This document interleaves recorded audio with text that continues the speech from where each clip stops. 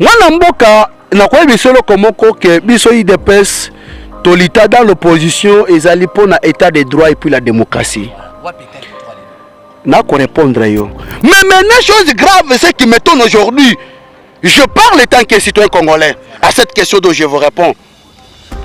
To comme comment na monsieur Alingati na place avant na bureau a comme trop na média. Je me pose la question comme journaliste. Maintenant na ye koya pour na ko répondre sur par rapport à IGF. C'est nous la population. Oyo biso to beti maboko. Pour na mosala kitoko o IGF abandaki ko sala. Abandaki. Oui, je dis bien. Abandaki ko sala. Je dis bien que toyokaki que à l'époque de Sabi Badibanga et monsieur Alingata travaille pe na ye. Toyokaki pe que à l'époque de Chibala à travailler qui peut et ce qui comme c'est pour vous dire que non, lorsque vous voulez parler de détournement, c'est que compétition et salamakité. Mais au moment que compétition et salamakité, ce que détournement et outil wapi. Les grâce à excellence Tony Mwaba, nous allons comment à garantir gratuité de l'enseignement.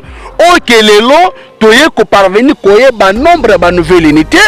Ok les lots accord ya mwela. O sengela ki e matise la ba professeur. Misolone ya bango et fin du mois tant tozali koloba bazali déjà ko toucher yango. Ndako, ngana perda ba bien nga pona IDPS, ngana investir économie nga pona IDPS. Mais de l'on a quoi l'ingaté que non mutoya, papa na koloba que non, boya ba na cette vie de finance et puis on a pas na tiki. Non, licence na banga ngote, on le zonga. Les gens appellent Tina na zongote. Nous devons dire la vérité en face. Mais nous continuons toujours. Toujours ça là-bas il faut peso. Comme mana balaba la licence c'est bêti. Et d'ailleurs quand nous pas une chance pour la célébrité na mais les locaux permettent la chef de nous cette trafic de finances. Non. Si vous êtes chrétien, reflétez l'image de la chrétienté parce que nous tous on a besoin un jour il y a tout même appel bibole pas na nzambe babongo la pe mitemo batika makamama ndeko. Le betango sali bêtise na yo. Wana eloko ngana kolinga yango ata mukolo moko te pe na kotele melango pe na lobakango NON. Pourquoi na koloba ndengwana biso na opposition to bana kotele mela bantivaleur. Bantivaleur eza ba trafic d'influence. Et lui koloba te que non po ya kana fachi. Et lui koloba te que parce que conseil fachi. Et lui koloba te que parce que benga ka fachi na téléphone. Et lui koloba te que peut-être roboti mwana opesi fachi kombo mais lelo soyi que non mutu abimi atalisi ba popo na ye etant que la démocratie bike na moka Congo to na monde ezaka na lobi na Congo démocratie eza na bato ba komisiko ko influencer ko prendre ba procureur bino pouvoir en place OK de poste nga na pesote na lobi ke no na mboka oyo na mokili ezaka ka bato bate ya ngai do bato na bazaka bato mibale eza Jésus-Christ na fachi vrai ou faux Alingeti IGF azo combattre régime ya Fachi pour être en 2023 Fachi Mike Kalambai aza moko ya ba conseiller chef de l'état on est bien ngote vous a communicateur IDPS liste bima ba conseiller na mona kombo na été je sais que aza chantre a embela kanzambe pas na bolingo na ba chrétien pas na bolingo na bana nzambe et puis na ndenge na mona aza pe pasteur et puis na mona kana ndenga se comportaka alinga pe ko za problème na mututé. Mais vrai ou faux, ce que c'est vrai au lobby, c'est faux au lobby PKK. T'as un mot quoi, concession. Mais na tu déjà repère sur réponse. Na casquette on a nébé. Dans na casquette non, on a bien na casquette on a belé. Na casquette on a belé que casquette politique. On peut na l'autre ndoto moko boy. Excusez-moi de le dire. Na l'autre ndoto na oli asali mona Mike Kalambai. Mais a oti na prison. Na c'est oti na prison ni tandika to oli na ba dossier kabité yote. Bato misusu. Alobi na ngala makambo esinga la ba pasteur ba okufa na ba politicien ba okufa Mike Kalambai na ndoto na mutayibi singa biloko wana.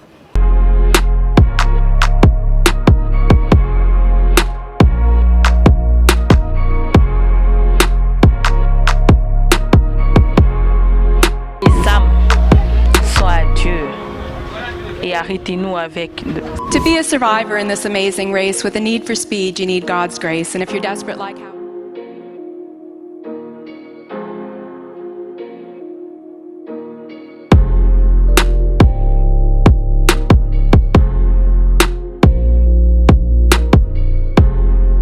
Mbote, vous allez belé, Bogota la biso partout dans Bimbala, c'est mon chef Cheikh Moukadi qui parle comme ça. Merci pour cette confiance et la fidélité, vous ne cessez jamais de nous donner sur cette chaîne. Merci pour cette confiance et la fidélité. Si c'est pour la première fois que vous nous captez, là c'est écrit en rouge, s'abonner, appuyer ou cliquer. Il y aura une cloche qui va sortir. Vous êtes la première à recevoir toute notification, surtout monsieur Kito Koboé. Appuyez sur la cloche, vous ne serez jamais déçus. Voilà, merci à tous mes partenaires, je salue.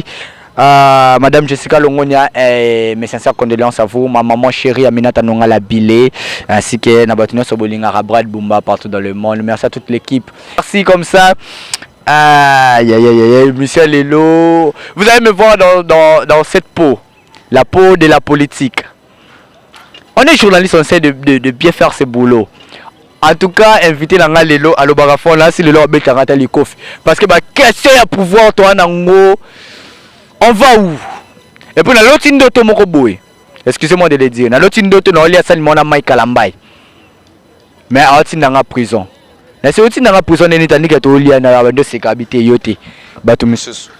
À l'obbi dans la makamba, c'est là ba pasteur ba okufa. Là ba politicien ba okufa Mike Kalambay na ndoto na mutayibi singa biloko wana. Tant au coup on a eu la vérité. Voilà, je salue le pasteur Mike Kalambay. Je vous aime beaucoup. Merci à vous. Et puis, on va parler de l'IGF.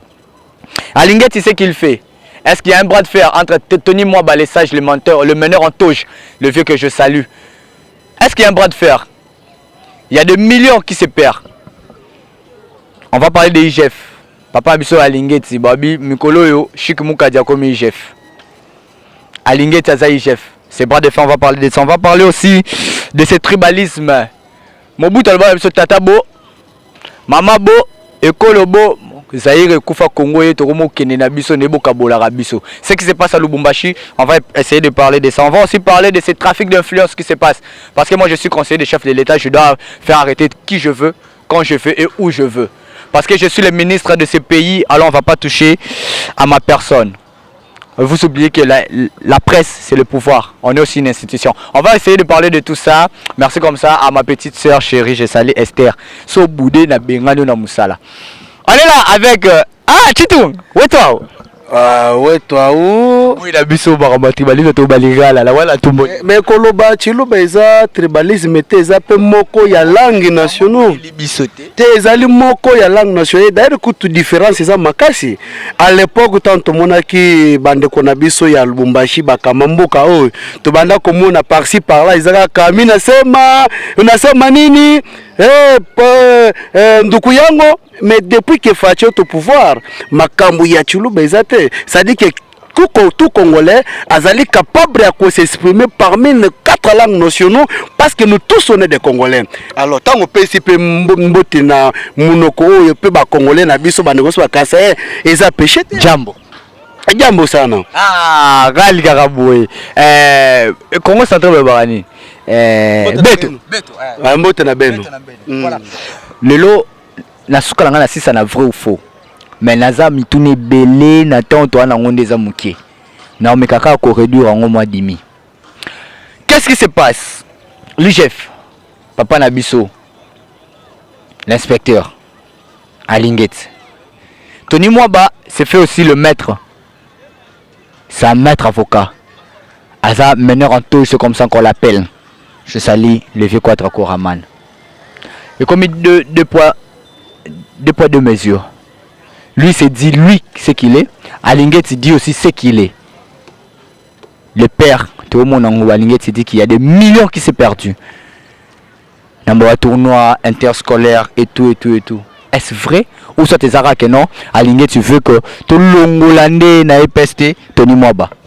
Matondo mingi mwana mboka na question otuni parce que ozali moko ya ba journaliste ya Maël pe Boignan parce que je crois que bato balandaka David dit tungo azali moko ya ba communicateur de l'IDPS et puis na tango kala to nombenga ba combattant mais cette fois-ci toza déjà ba vainqueur parce que to bundi to conquérir pouvoir to atteindre objectif de l'on a vainqueur ya parti to UDPS Quand on pose question, je pense que bazali ko na biso avant de répondre na profiter de ko pesa mbote na ba abonné na biso ba s'abonner et puis na continuer que ba continuer toujours ko partager émission mais ba partager partout ba continuer toujours ko s'abonner ba s'abonner pourvu que nous ezali cette chaîne nous allons ko pesa ba vraies infos parce que ba vanda kana ba itandoke na bango balandi David to ba que non te frappe to vérité à solo et wana.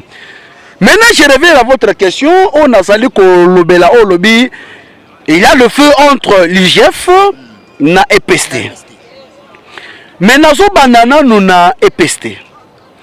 Ndeko mwana mboka il faut que ceux qui le lo na ministère enseignement technique et primaire o ezali dirigé na mwana mboka excellence Tony Mwaba. Ceux qui azali wana ezali pomba te c'est la méritocratie. Pourquoi? Parce que le lo ceux qui tu baki ba école fictive eza grâce na ye. Ceux qui toye baki ba unité fictive, nouvelle unité fictive eza grâce na ye. Ceux qui toye ba NP fictif eza grâce na ye. Parce que c'est depuis que Mobutu wapi ba école conventionnelle catholique fictif ezalaki mais baza e banaki na yango te. Mais mangwe banaki ko kende.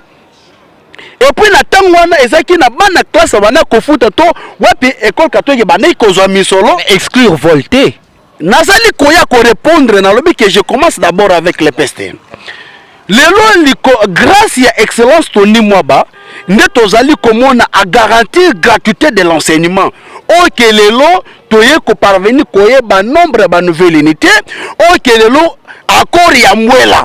O sengela ki ematisela ba professeur misolone ya bango. Et fin du mois tant tozali koloba bazali déjà ko toucher yango.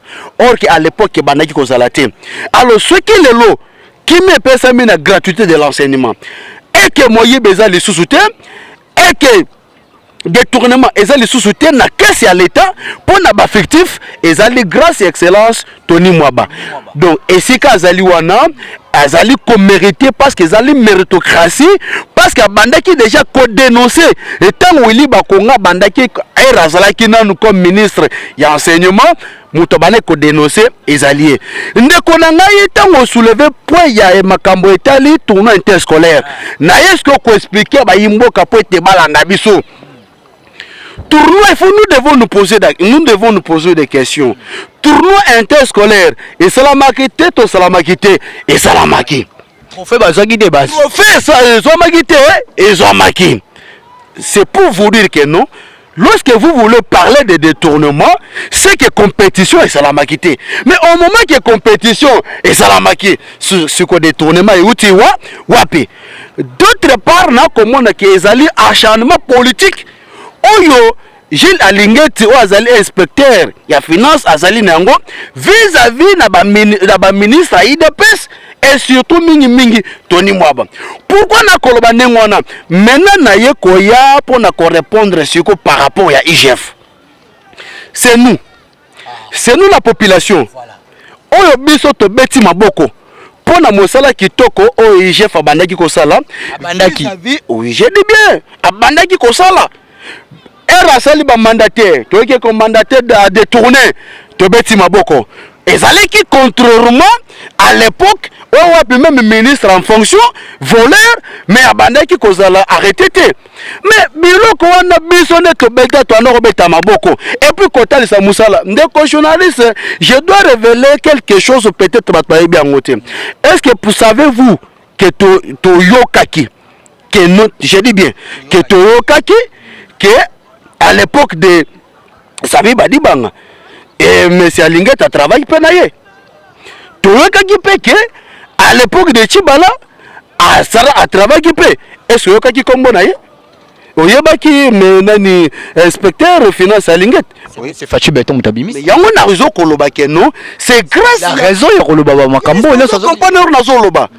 Côté la mécanisme na comprendre pourquoi na ko pesa ba révélation no so. Et ça dit que nous lelo Fachi Betoye et j'ai amené un inspecteur à Lingeta Sali Moussala Naye. Ouais, le peuple congolais banda kobeta déjà maboko. Mais maintenant chose grave c'est qui m'étonne aujourd'hui. Je parle en tant que citoyen congolais à cette question dont je vous réponds. To comme comment na monsieur Alingeti na place avant na bureau a comme trop na média. Je me pose la question comme journaliste na presse abanda ko toujours ko continuer musala na ye étant qu'inspecteur ya ko envoyer batu na ye pona ko kanga bato bazali ko détourner misolo mais et comme il est contraire comme si a commis ko ça la campagne na ye que non ce que Congo aujourd'hui c'est grâce à lui non si le Congo aujourd'hui et que ba détourner bazo kangama et que ba mandaté bazo kangama et que ba ministre en fonction bazo kangama et ça implication de volonté politique il y a président Félix Antoine Tshisekedi parce qu'à l'époque volonté de engagement politique wana et bandaki kozalate et le contraire avec aujourd'hui biso tozali komona avec inspecteur Alinguet. Et je me pose la question, pourquoi s'il s'agit de Makambo à UDPS, Toba ministre à UDPS, comment on a toujours bateau à Zali Kobengisa, et ça toujours ba journaliste, on va tout midi pourquoi ba critiquer toujours pouvoir de Fati Béton. Pour ne pas aller pour aller plus loin, au coup de Peter Tiani Bazaliwana, mais ceux qui au côté, au coup que non, tout me dit pourquoi, ce sont des journalistes au Bazali qui font un critique tout bien à ensemble. Oui, c'est ce que je dis. On va toujours financer na président ensemble pour la République pour le pouvoir et le président Félix. Parce que comment vous pouvez imaginer que vous avez les ministres qui sont dans l'union sacrée. Mais ces ministres-là, au lieu de vrai pour respecter les slogans le peuple d'abord, mais bon, bazali vrai pour respecter le pensée unique de leur autorité morale. Et le lendemain, bazali ko passer dans les médias. Pour ce qu'on a pendant le gouvernement Oyo. Hein? Bateau ba ministre bazali ko respecter slogan le peuple d'abord ezaka ba ministre à IDPS. Les restes bazali ko travailler na idéologie ba autorité morale na bango et ce qui donne le courage à ba autorité morale na bango ba le kanaba média to ba utiliser ba jeunesse mususu pour te ba critiquer pouvoir ya Fati Béton.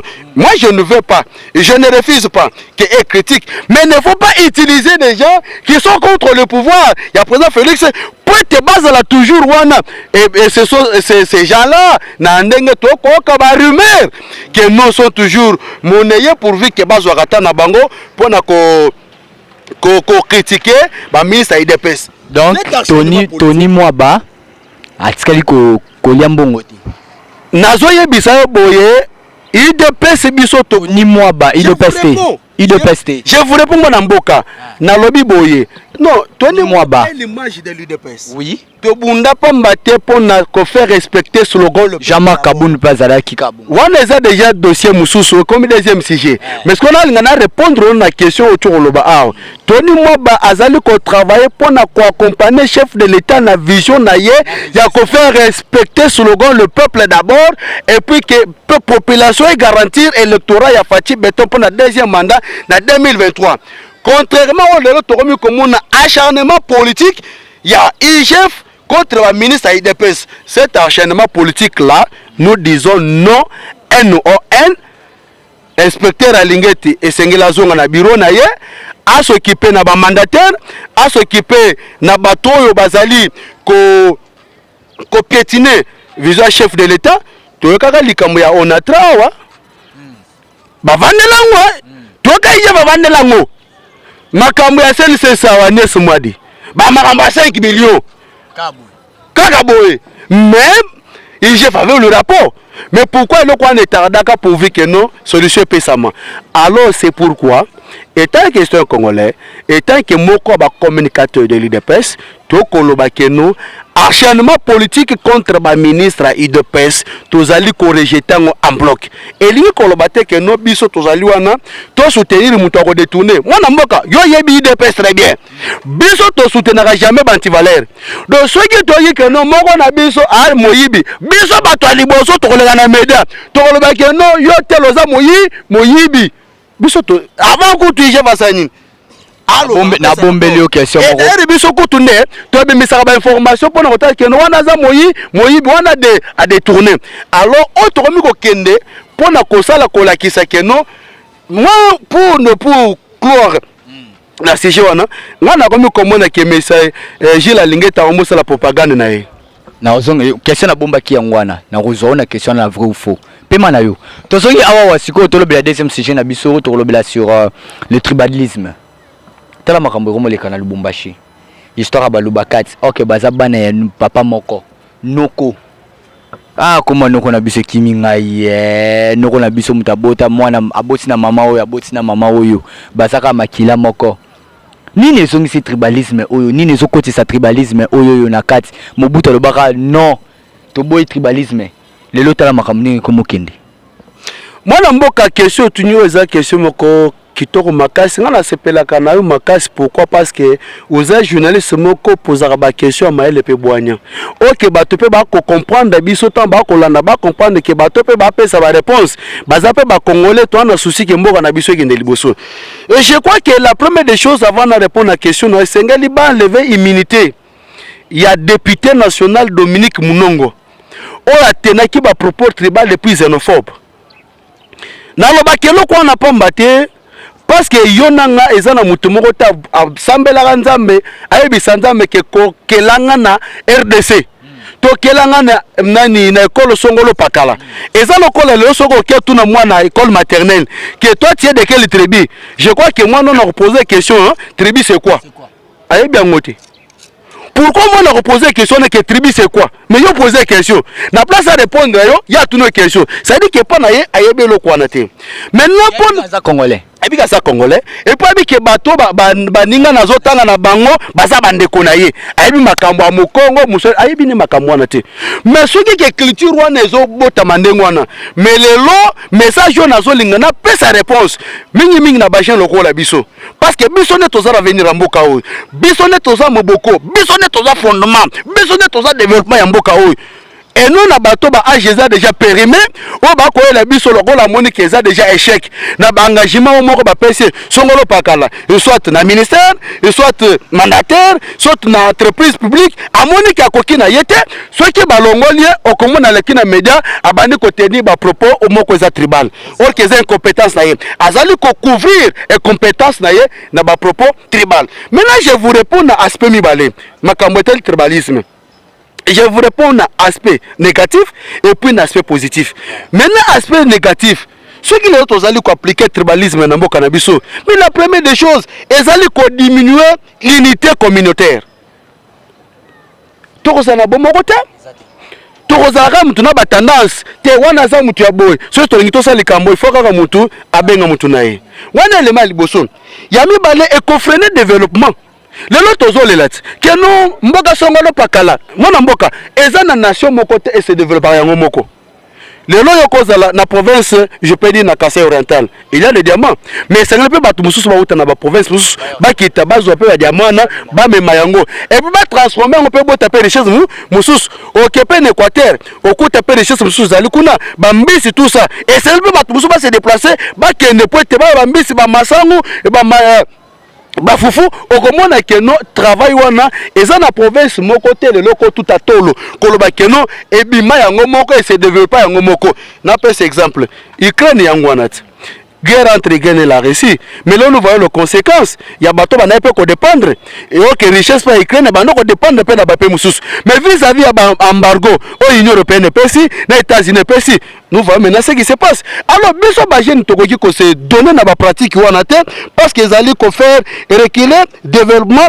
ya mboka na biso et puis sur l'aspect positif okobona ko soutenir le Paul Bakeno ils allaient ko rassembler ngate parce que c'est colonna ngate non les lotang to lobby a soko tangi constitution mboka na biso eza na esika moko te balobi keno pose la président de la République il faut zaka katange ti katange timbo mokili ko si les zaka katange non le président et Kasai mais soko tali l'Assemblée nationale ils ont dirigé dans des ressources non ça tali Sénat au moins que besoin surtout tant que sangani to ko ça la force et pour aller ko ça la keno développement ya mboka na biso et kende liboso maintenant pour na ko kende na lombango si aspect positif et le réseau bon mabiso est un isme mais si nous parlons de la tribalité et que ça la kitoko makasi na ndenge nini le loko ta biki na bato abandundu baza makasi na makambo etali bambisi c'est que biso pe kota na biso na ba lac Tanganyika na biso toza nango moi ba mai na biso toza bambisi toza nango pour te biso pe to le kabango faut biso pe to sanini to multiplier ba effort pour pe to le kabango oui aspect positif au toko ko appliquer tribalité il y a une concurrence moko ezali oral voilà oui loyal ou ezali ko permettre que ça la développement ya mboka enfin na moni en tout cas nani Lualaba bazo sala makasi yepe ya Congo central comment kaka Lualaba ne bazali ko sala tout bangba c'est ba développer province na bango biso pe le to sala nini to sala pe makasi na wana nyo so na fandi pe ba gouverneur. oui, si l'aspect positif, il y a tribalité, au moins que nos concurrents soient là. Je ne sais qui ne peut pas ils ont qu'une toujours sur la carte. One baby si sûr. One baby si. Naza clair. Qui un aspect. Non, mais est-ce que n'engeza boyo kozwa Luala bo comparant on a Kinshasa? OK, aspect positif. Qui n'eza salité comparant na Lolab. Est-ce que Fifi Masuka ko linga kozo pratique il y a ndenge qui n'eza bosoto boye ame mango kuna? Non, voilà au PC exemple moko yango de okusatala bien encore na zaki na Kinshasa zaki boye. Si l'aspect positif, la tribalité, la lobby tribalisme, tribalité, là c'est normal. Au moment que nos concurrence royale, il y a chaque province qui se mesure na autre pourvu que kuna bande kona biso. Il y a et puis moi je pose une question na bato balanda biso et puis na député national Dominique Mounongo. Quand un député, une députée, azo parvenir non, qui ne maîtrise pas la constitution. Et c'est quand il y a constitution, ils allaient interdire Congolais à circuler. Mais quand quelqu'un qui est député, qui est censé voter des lois pour bien-être de la population, mais ils ont maîtrisé en côté. Nous sommes déjà résultats. Au peuple congolais, en 2023, il faut voter pour être représenté dans l'Assemblée nationale, pour être proposer la loi louable, qu'on a fait ce développement, il y a un mot cannabis. Ce qui wana penabemba tokozango prochainement pour Nathan. To yesi ko na pouvoir na bino. Pouvoir ya ben influenceur. Ya bino na no bino ba communicateur IDPS tozo na bino. Ba to fachi penana no tozo na bino. To longa na balini ba influenceur. Kitu yo ozo mutu mo zingai journaliste to sa une émission. Pour se pelaité, pour te lobela kiyo, OK o chinga na makala. Moyena bima ezate pour la nini yo aux approches à Fachi yo aux conseillers aux ministres président. Moyen to bima ezate bino beaucoup d'influenceurs. Parce que bozo tala est-ce que tu reçois bino sous na 2023? Bozo na biso sous na 2023. Boye na biso maloba nini? Ba soit disant auto bengara. Merci beaucoup moi na mboka j'ai des grandes influences beaucoup. J'ai bien nabi que nous eza question moko ba ninga ce que ba kolanda biso boka makamni ezobima mais je crois que na lingina conclure na bozo ko corrompre tozo ka ke beaucoup ko corrompre na ba avocat ya ba place wana avocat adverse moi liniero azala na wana pema na wana pour nini fachi beto za pembe. OK, merci beaucoup. Je crois que na lomba on peut ça 30 secondes. Pour avant de répondre à la question, on a moi piste de solution pour la qualité contre le tribalisme. On a kosenga pour la qualité contre le tribalisme, c'est que tout banda kotia ba gouverneur non originaire. C'est-à-dire que oza ya Kasai, on s'est trouvé Congo central, oza Congo central, on s'est trouvé na Katanga, on s'est trouvé na Goma, on s'est trouvé na Nord Kivu, et je crois que na bas secteur peignon surtout clé et c'est là que bateau ba ko assumer responsabilité base la ba non originaire. Et puis eloko mususu na koki ko sengeza que non na ko pese exemple. Tala le temps le pas rebetaka. Na mona raté bato mareno te biso ba Congo, biso ba Luba, biso ba Ngal. Unité biso tuzaka nango na sima leopard, eza pas même unité tokoza nango pour être mboka na biso kende liboso pour être totel makambo etali tribalisme. On peut appliquer la tribalité et le tribalisme. Maintenant na yeso koya na question na yo oyo tuni oyo lobi. Mwana mboka na kwa biso lo komoko ke biso IDPS tolita dans l'opposition ezali pona état de droit et puis la démocratie. Na ko répondre yo. Lelo nazo linga te ke batu babanda kosala différence to baluka ba pesa ba leso moko boye na bato ba kolanda biso kosala différence entre Etienne Tshisekedi wa Mulumba oya sacrifier jeunesse na ye pona ko bunda makambo etali démocratie na état de droit na fils biologique Fachi Beton dans le fils biologique et politique Fachi Beto on peut sacrifier bolenge na ye que non vision oyo Etienne azalaka nango pona démocratie na état de droit est différent na oyo ya Fachi Beto wana eloko wana ngana kolinga yango ata mukolo moko te pe na kotelemela yango pe na lobaka yango NON. Pourquoi na koloba ndenge wana biso na opposition to banai kotelemela bantivaleur bantivaleur eza ba trafic d'influence et lui koloba te que non po ya kana Fachi Et ko batike parce que za conseil Fati, et ko batike parce que benga ka Fati na téléphone, et ko batike peut-être roboti mwana, o pesi Fati kombo, mais lelo soki ke no mutu abimi atalisi ba popo na ye etant que la démocratie bi ke na mboka Congo to na monde ezaka na lobby na Congo démocratie eza na bato ba komisi ko kolinga ko influencer ko reprendre ba procureur bino pouvoir en place OK de poste nga na PSOT na lobby ke no na mboka oyo na mokili ezaka ka bato bate ya ngai do bato na bazaka bato mibale eza Jésus-Christ na Fati. Mais na ko peso ba argument na ngai. Pourquoi Jésus-Christ ba fina ye na lolenge nyonso. Mais tant koma ki pona kokufa, akufaka pona bato ba finga kaye. Omoni ne kulusu. Ne kulusu. Soko memi mutu ne kulusu yeba ke no ezala zanganga. La croix, la puissance de la croix. Pour bato bele c'est que on fait la politique, tous ba chrétienté. Nous maîtrisons aussi la Bongo Fati. Na soya, pour n'attendre Jésus-Christ c'est plus Fati. Maintenant na ko décortiquer, il y a Jésus-Christ. Il y a Jésus-Christ, puissance de la croix. Tant au côté ya bato. Tant au côté ya bato. Le pardon, il faut mon cause la capacité de pardonner. OK, parce que vous allez refléter l'image à Jésus-Christ. Pour Jésus-Christ ça lobby soko ya mié. Que Jésus-Christ a côté déjà 4 na yo et ça yoté c'est maintenant Jésus-Christ nem taza ko vrai 4 na yo. Est-ce que réellement ce que vous faites là au cause à la frère, au cause à la pasteur, au cause à l'évangéliste, au cause à docteur, est-ce que vous allez conseiller la vis-à-vis na baninga et ça allez ko refléter Jésus-Christ à 4 na yo au moment que Jésus-Christ on a ba fina ye bato batobola kutu bachuba kutu likonga na mopanzi makila kutu bima babo maye metanga komaki abaki père pardonne-leur parce qu'ils ne savent pas ce qu'ils font.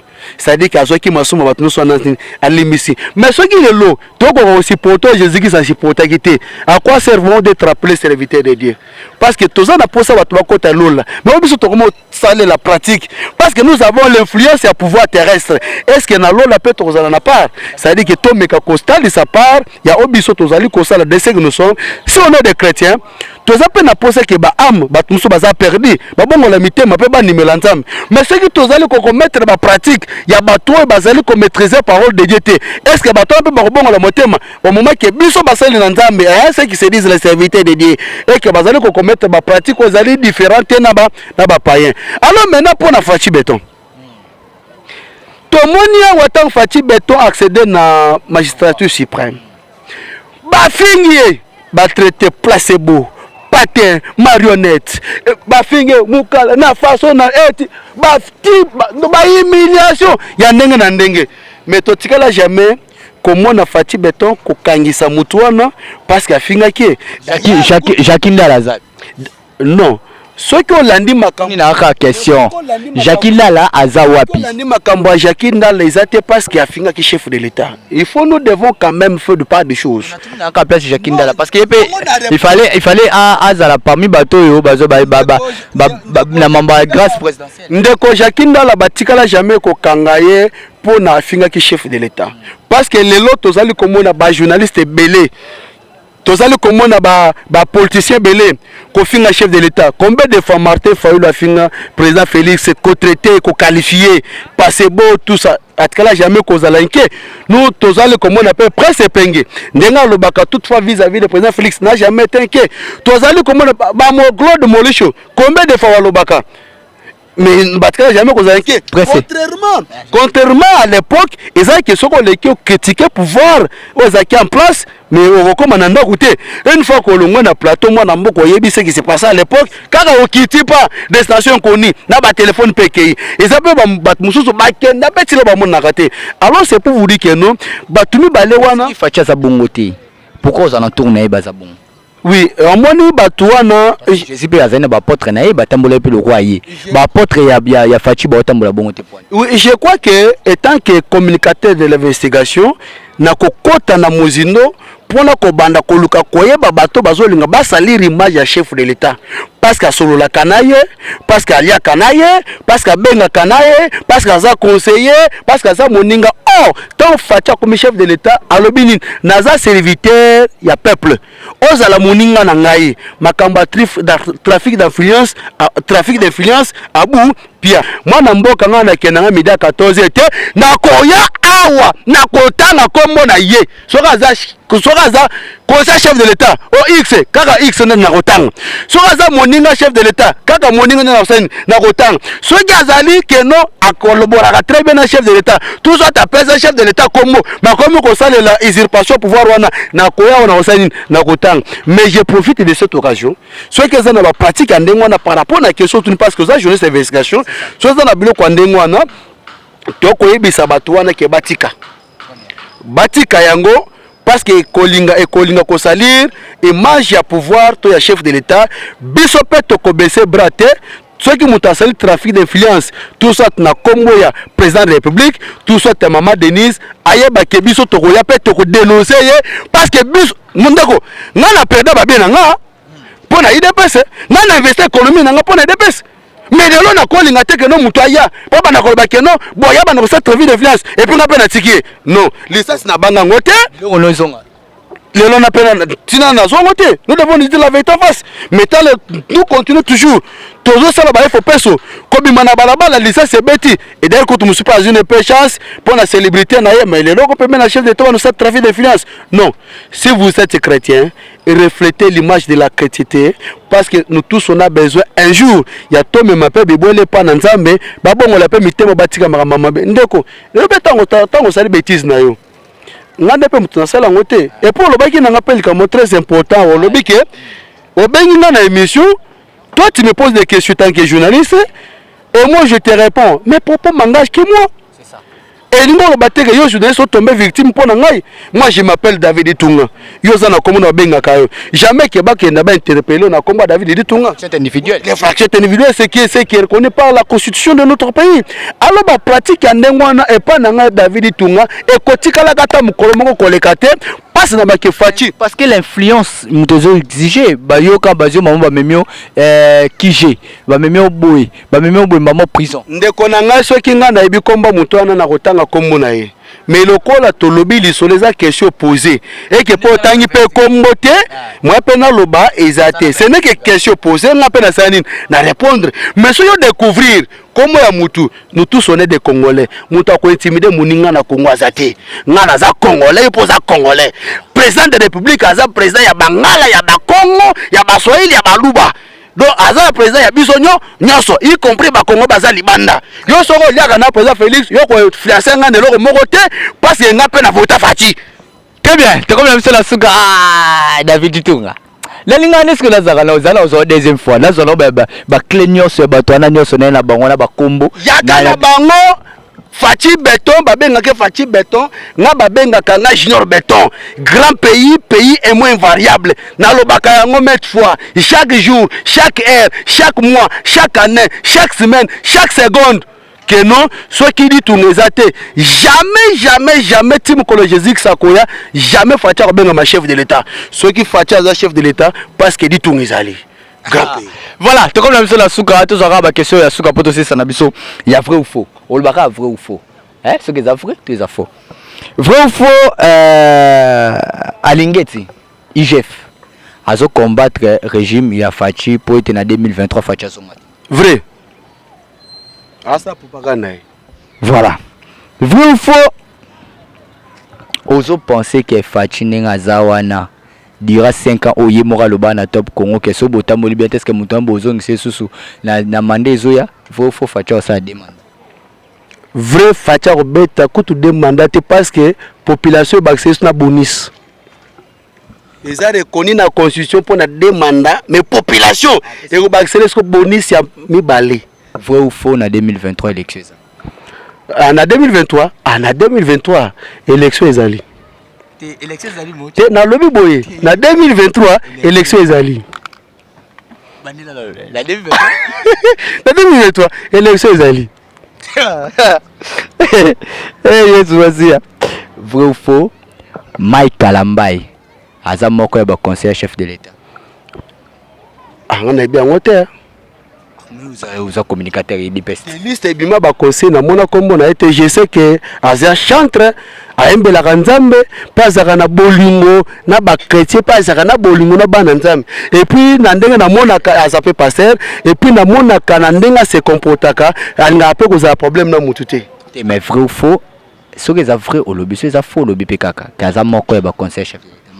Mais na tu déjà repère sur réponse na casquette on a nebe donc na casquette non ngana bi na casquette on a ebeli na casquette on a ebeli que casquette politique mais c'est un serviteur de Dieu ngana ebeta que Mosala Nzambe il était le roi conseiller na lobby boye vrai ou faux mais je vous pose je vous donne une réponse tout en vous disant que non na yebi kaza serviteur de Dieu zela place mususu opesanga vrai ou faux hein te zela mais là non soy place moko opesanga vrai ou faux tokene na zwa nani vrai ou faux Mbosso aza président assemblée nationale. Est-ce que one est même bata otuni moi la auto président azolinga présenter dissertation lobi alobakeno le vieux Mbosso aza président assemblée nationale. Ça vrai. Bon vrai ou faux Mike Kalambai aza moko ba conseiller chef de l'état. C'est chantre c'est serviteur de Dieu. Et puis ba qualité on a mone la kae alinga ba problème na batute. Et puis je ne crois pas que non Timokolo Jésus Saroya ou que non te mutazo souffrir vrai faux et puis alinga pe mutamona pas si to bien aza mutu moko azaka social wana na yebite wana to kolobela mo mususu wana nga salangage que moi na yebite na vivra na yete vrai faux Mike Kalamba aza na UDPS parce que azaka parmi tant bato yo président de la République a pouvoir ye muta animaka azaka za moko ya UDPS non ko bengisa mutu ko animer et pekisa mité azaka na ba caméra azaka na kati siège. Non, mais parti de PS. Mais n'a pas sa réponse. Est vrai, est faux. La quatrième mission. Mais la constitution. Ici émission. Vrai. Vous posez la question en caractère politique. Je ne pose pas la question. Je vous demande juste de me dire entre vrai ou faux. Mais c'est une question. Voilà, merci. Ok. Dans le lobby boye. Makambo etali parti politique hein. Et Pekisa mina mutute sokaza musulman d'adhérer dans un parti politique. Non, il fait partie. Dans lobby boye et Pekisa mina mutute. Et je n'ai pas donné la confirmation à votre question. Merci beaucoup, ça n'est fini pour aujourd'hui. On était là avec du tout. Ah la ligue au bureau. Ce qui dit tu n'es jamais fatia bien ma chef. Vrai faux Kin Bopeto Simbi.